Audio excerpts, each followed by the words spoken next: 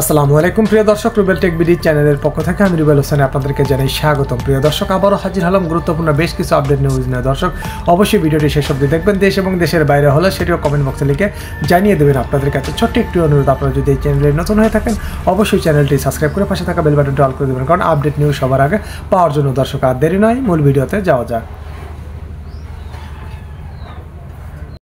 স্বকৃত নোমান ওরফে মোহাম্মদ নোমান বাবলু বাণী দিচ্ছেন। উনি মাঝে মাঝে বাণী দেন, কিন্তু এবারের বাণী নিয়ে আর স্থির থাকতে পারলাম না, কারণ এইবার বাণীর মধ্যে এমন কিছু ধান্দা আছে, কিছু মিথ্যাচার আছে, এটা ধরায় না দিলে বুঝতে পারবেন না এই মালটা কেমন নিকৃষ্ট একজন মানুষ। আসেন আমরা দেখে নিই তার কথাগুলো, এক এক করে দেখবো আর তার সারমর্ম ধরে আলাপ করব। শুনেন। আমার আব্বার সঙ্গে যখন আমি কথা বলতাম তিনি বাংলা ভাষাতে কথা বলতেন।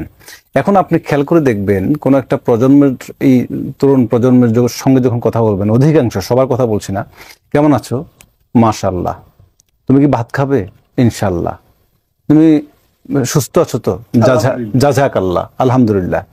তার মানে কি? তুমি কি বুঝতে? আমি তোমাকে জিজ্ঞেস করলাম তুমি কি ভালো আছো, তুমি বলছো আলহামদুলিল্লাহ, মানে কি? তুমি বলো আমাকে যে আমি ভালো ভাইয়া ভালো আছি, কিংবা আঙ্কেল ভালো আছি। আমার মা চিরকাল আমি যখন তার সঙ্গে কথা বলছি, মা কেমন আছেন, ভালো আছি বাবা, তিনি কি দুযোগে যাবেন?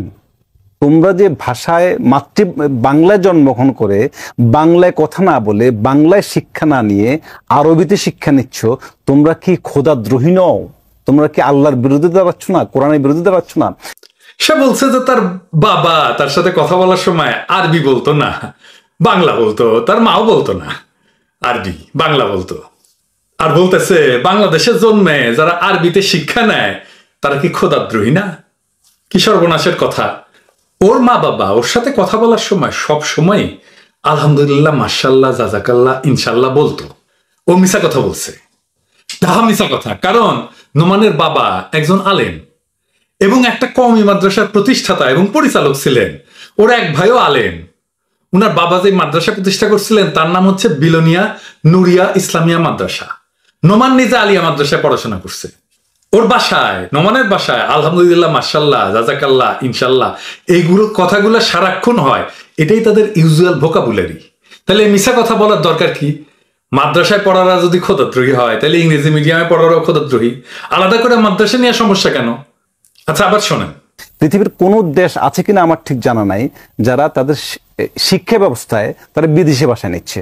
যেমন আপনি দেখবেন কওমি মাদ্রাসাগুলোর মধ্যে সব উর্দু মাধ্যমের শিক্ষা, উর্দু এবং আরবি, প্রধানত আরবি, তারপর হচ্ছে উর্দু হয়ে তারা এগুলা করে, বাংলার কোনো ব্যাপার স্যাপার নাই। সে করছে পৃথিবীতে এমন কোন দেশ আছে কিনা যেখানে লেখাপড়ার মাধ্যম তার মাতৃভাষা না? এখানেও তার সমস্যা কিন্তু আরবি নিয়ে, ইংরেজি নিয়ে সমস্যা না। আমরা বাংলাদেশের কথায় আসি। চাকমারা কি চাকমা ভাষায় লেখাপড়া করে? ওদের মাতৃভাষা কি বাংলা? মণিপুরীরা কি মণিপুরী ভাষায় লেখাপড়া করে? ওদের মাতৃভাষা তো বাংলা না। সিলেটিরা কি সিলেটি ভাষায় লেখাপড়া করে? ওদের তো লিপি আছে আলাদা, নাগরী লিপি। তো ওর সমস্যা তো মাতৃভাষা না, ওর সমস্যা হচ্ছে আরবি। বুঝছাও? বাংলাদেশে তো আমি ডাক্তারি পড়েছি, তাই না? ইংরেজিতে পড়েছি, তো বাংলায় তো পড়া যায় না ডাক্তারি।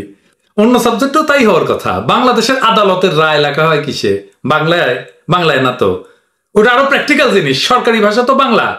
আইনত যে কোনো রাষ্ট্রীয় কাজ বাংলায় হওয়া উচিত, তাই না? রায় তো পড়তে হবে সাধারণ মানুষকে, তাই না? সেটা ইংরেজিতে লিখবেন আমাদের জাজ সাহেবেরা, গোধেরা বসে আছেন, তাও ইংরেজি যা লেখে ওইটা ইংরেজি জাতি না।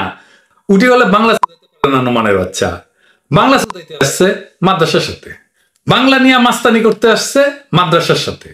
একজনের ভিন্ন মত হইতেই পারে। নোমান নিজে মাদ্রাসায় পড়ছে, তারপরে মনে হইতে পারে মাদ্রাসায় পড়া ভালো না, এটা সে বলতেই পারে। কিন্তু বাবা মা পরিবার নিয়ে মিছা কথা বলার প্রয়োজন হয় কেন? সে যে সমস্ত কথা বলে সেগুলো তো ভ্রান্ত। যেমন বলছে এমন কোনো দেশ নাই যারা মাতৃভাষায় শিক্ষা দেয় না। ফর্মার ব্রিটিশ কলোনি যেগুলো সেগুলো তো ইংরেজি দিয়েই পড়ানো হয়। যেমন ইন্ডিয়াতে, পাকিস্তানে, নাইজেরিয়ায়, কেনিয়ায়, উগান্ডায়, ঘানায়, যে সমস্ত ফ্র্যাঙ্কোফোন কান্ট্রি আছে, মানে ফ্রেঞ্চ উপনিবেশ ছিল, সে সমস্ত জায়গায় ফ্রেঞ্চে পড়ানো হয়।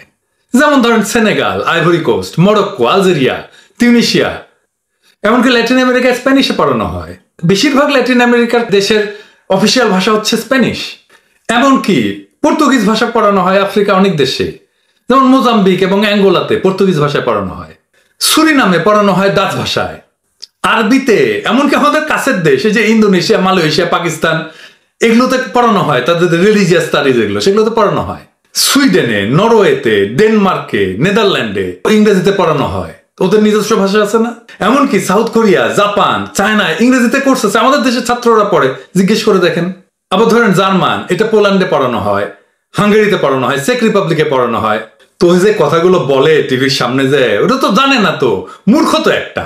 ও কেমন মূর্খ সেটা এখন দেখিচ্ছি, আর ও কেমনে নাম করিছে, নাম কামাইছে সেটাও আমরা দেখিচ্ছি। কিছু কীর্তি নিয়ে আলাপ করি, আসেন। প্রথম কৃতি হচ্ছে লেখাচুরি করা। সে ছিল সেলিম আল দীনের টাইপিস্ট, টাইপ করে দিত তার লেখালেখি। সেলিম আল দীন হইতেছে বাংলাদেশের নাটকের গুরু, আমার বাবার সমসাময়িক। সেলিম আল দীনের লেখালেখি করে দিত, সে টাইপ করে দিত। সেলিম আল দীনের কম্পিউটারে তার সমস্ত অসমাপ্ত এবং অসমাপ্ত কাজ ছিল, সেইটা এই নোমান এ চুরি করে, পেন ড্রাইভ করে নিয়ে যায়। এবং এই অভিযোগ ওঠার পরে সে নাকি 10 লাখ টাকা পুরস্কার দিবে যদি প্রমাণ করতে পারে কেউ। যে শুনেন সে কি বলে। যদি কেউ প্রমাণ করতে পারেন আমি তাকে 10 লক্ষ টাকা পুরস্কৃত করব। রে নোমান, লে লে প্রমাণ নে। সেলিম আল দীনের ওয়াইফের মুখে শোন, নেন প্রমাণ দেখে দিচ্ছি। সেলিম আল দীন স্যারের পাণ্ডুলিপি চুরি গেছে, তো সেই প্রসঙ্গে আপনি কি বলবেন? এটা সত্যি, এটা মিথ্যা নয়, এটা একেবারে পুকুর চুরি বলা যায়। হ্যাঁ, আমি তো মনে করি যে সেলিম আল দীন সেই ওই যে খাল কেটে কুমির আনা এইরকমই হয়তো একজনকে আমার গৃহে ঢুকিয়েছিলেন, যে খুব একটা মানে সর্বনাশা কাজ করে গেছেন তার। আমি বলবো যে তাকে আমি কোনো ক্রমেই কি বলা যায়, পিএস বলতে আমি রাজি না, কম্পিউটার অপারেটর বলা যায় তাকে বড় জোর। কারণ একজন মানুষের পিএস হতে গেলে যে যোগ্যতা দরকার, তার সে যোগ্যতা ছিল না। আমি যা বললাম এটার সত্যতা প্রমাণ হবে। আমাদের ঢাকা থিয়েটারের অঙ্গ সংগঠনগুলো হচ্ছে গ্রাম থিয়েটার। তো রাজশাহীর পুঠিয়া থিয়েটারের সাইদ হোসেন দুলাল, ওর কাছ থেকে এইসব নোমান গিয়ে নাসিরউদ্দিন ইউসুফ বাচ্চু ভাইয়ের বরাত দিয়ে বলেছে, বাচ্চু ভাই আপনার কাছে সেলিম আল দীন যে চিঠিগুলো লিখতো এই চিঠিগুলো চেয়েছে বাচ্চু ভাই। সে আর সহজ বিশ্বাসে, আমার মতো সহজ বিশ্বাসে দিয়ে দিয়েছে। দেখলেন তো প্রমাণ, ওর কাছ থেকে 10 লাখ টাকা বের করে নিবেন, ও ধরে বের করে নিবেন, নয়তো প্যান্ট খুলে রাখবেন। দেখেছেন কেমন খাচ্চর। সেলিম আল দীনের ওয়াইফ বললেন না একটা পুঠিয়ার দুলাল। হ্যাঁ, এডিটর সাহেব আবার ওই জায়গাটা শোনান তো। আমি যা বললাম এটার সত্যতা প্রমাণ হবে। আমাদের ঢাকা থিয়েটারের অঙ্গ সংগঠনগুলো হচ্ছে গ্রাম থিয়েটার। তো রাজশাহীর পুঠিয়া থিয়েটারের সাইদ হোসেন দুলাল, ওর কাছ থেকে এইসব নোমান গিয়ে নাসিরউদ্দিন ইউসুফ বাচ্চু ভাইয়ের বরাত দিয়ে বলেছে, বাচ্চু ভাই আপনার কাছে সেলিম আল দীন যে চিঠিগুলো লিখতো এই চিঠিগুলো চেয়েছে বাচ্চু ভাই। সে আর সহজ বিশ্বাসে, আমার মতো সহজ বিশ্বাসে দিয়ে দিয়েছে। ওই দুলাল ভাই আমার খুব পরিচিত, উনি সিপিবি করতেন। আর আমি 91 পুঠিয়াতে ইলেকশনের আগে পুরো সময়টা ছিলাম, কারণ সিপিবির একজন ক্যান্ডিডেট ছিল ওইখানে, ডাক্তার সদরউদ্দিন নামে, অনেকেই পুঠিয়ার অনেকেই চেনবেন, অনেকে খুব বয়স্ক মানুষ, মারা গেছেন উনি এখন। তো ওনার ক্যাম্পেনের দায়িত্বে ছিলাম আমি।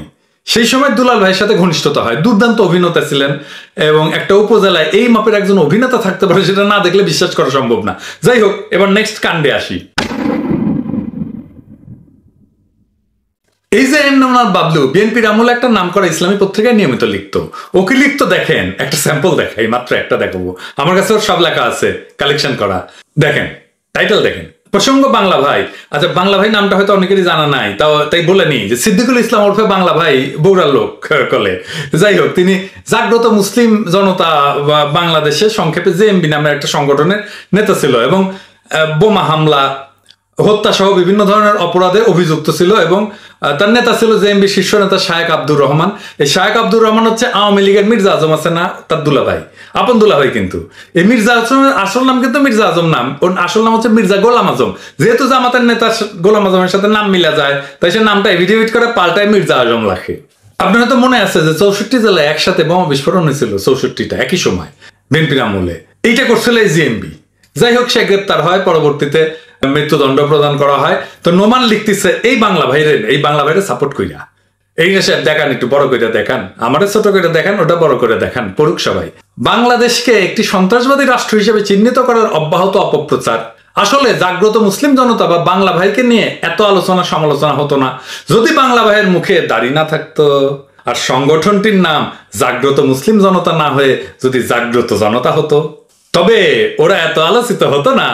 এরপরে দেখেন ওই নিজে যা হয়ে উঠেছে সেটাই করছে বলে। হ্যাঁ, দেশের কতিপয় বুদ্ধিজীবী কারো মুখে দাঁড়িয়ে দেখলে, নামের প্রথমে মোহাম্মদ দেখলে, অথবা সংগঠনের নাম ইসলামী ভাব সম্পন্ন হইলে তাদের গায়ের চামড়ায় আগুন ধইরা যায়, ওর যেমন ধরিছে এখন।